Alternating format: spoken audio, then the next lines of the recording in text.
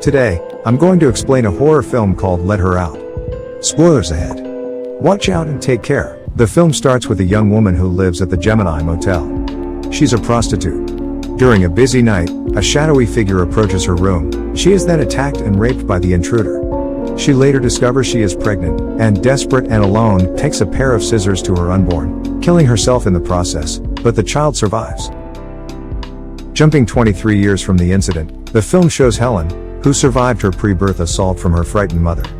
She is now a bike courier living in Toronto with her best friend, Molly. One day, Helen is tasked to deliver goods to her friend's house named Roman. That day is Helen's birthday, so Roman gives her a painting which he claims to be the dark side of Helen. Helen immediately takes the painting home. At her motel, Helen recounts to Molly the story of her mother's death. Molly cares deeply about Helen's condition. Molly is always there to support her as Helen doesn't have any other family. Shortly, Molly leaves the place because she has an appointment with her boyfriend named Ed. As she's returning from the motel, Helen is struck by a car, leaving her seriously injured. Helen is then taken to the hospital. She suffers a head injury and some broken bones. Weeks later, Helen is finally allowed to go home. Molly and her friends start throwing a small party to welcome Helen's arrival. At the party, Helen meets Ed, Molly's boyfriend, who seems interested in her. When the party is going on, suddenly Helen begins to experience a blackout and lose consciousness. She wakes up in an empty parking lot. Helen is confused by what happened earlier. She immediately calls Molly to ask what happened when she was unconscious. Molly explains that Helen left the party without telling her where she was going. Not knowing what happened, Helen immediately returns home in a state of anxiety. At home, Helen starts to paint strange pictures, and because she is afraid of Roman's painting, in the end, she puts it below and covers it with a cloth. The next day, Helen starts her day as usual, such as exercising, eating, and showering. Just as she finishes taking a shower, suddenly she starts seeing a strange figure.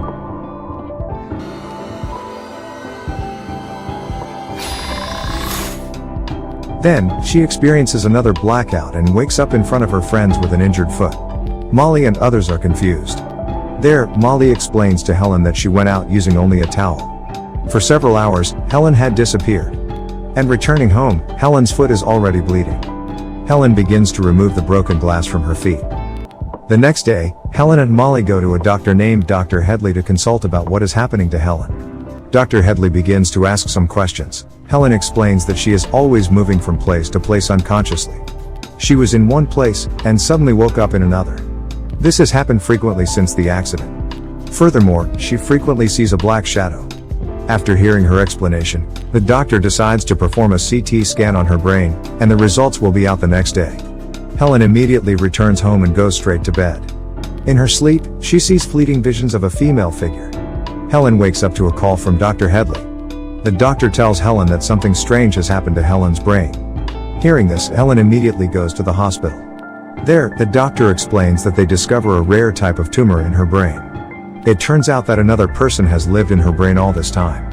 Helen's mother, who earlier stabbed herself in an attempt to end her pregnancy, it turns out, was carrying twins.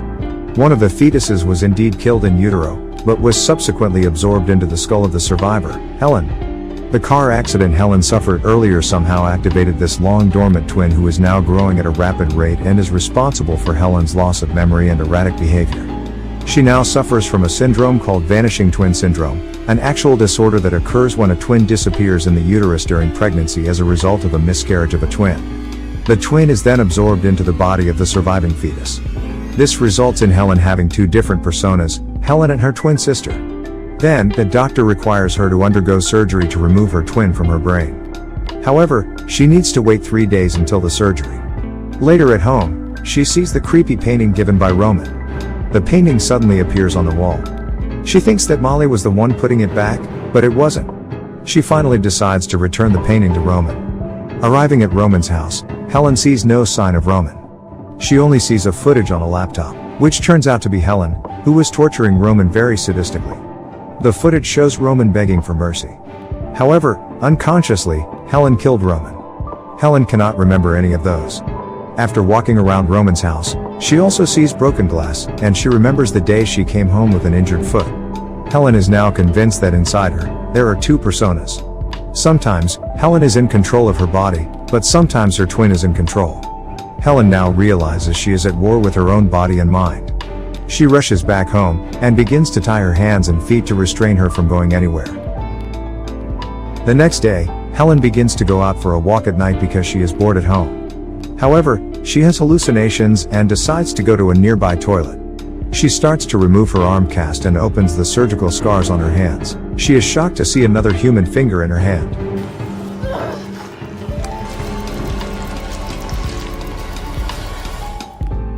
Then, she decides to leave that place.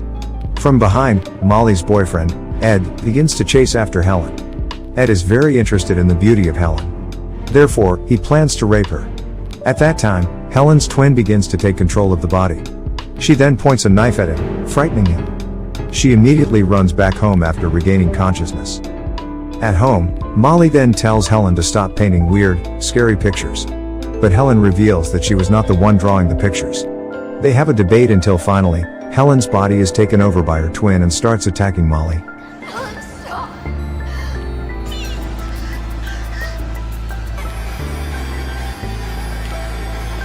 When she regains control, she realizes she could have hurt Molly. Eventually, Helen tells Molly to stay away from her. However, Molly refuses, so Helen decides to go away from that place and stay away from Molly. On the way, Helen meets Ed. Ed wants to have revenge because Helen had pointed a knife at him before. Helen begins to explain that she was sick and that she wasn't the one doing all that. Ed doesn't listen to Helen, and he plans to rape Helen. At the same time, her twin sister starts to take control of Helen's body and kills Ed instantly.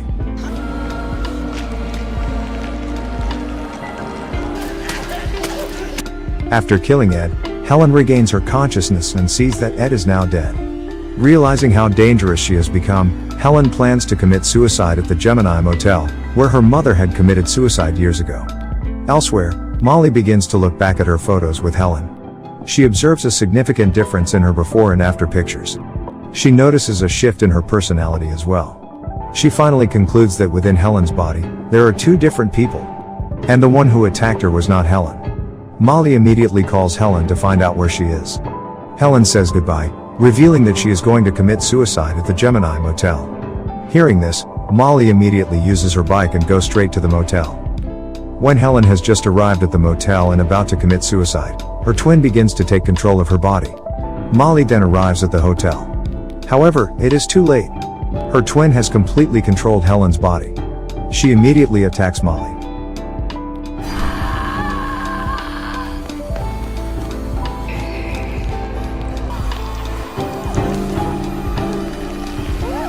Molly tries to defend herself, and eventually, she is forced to kill Helen.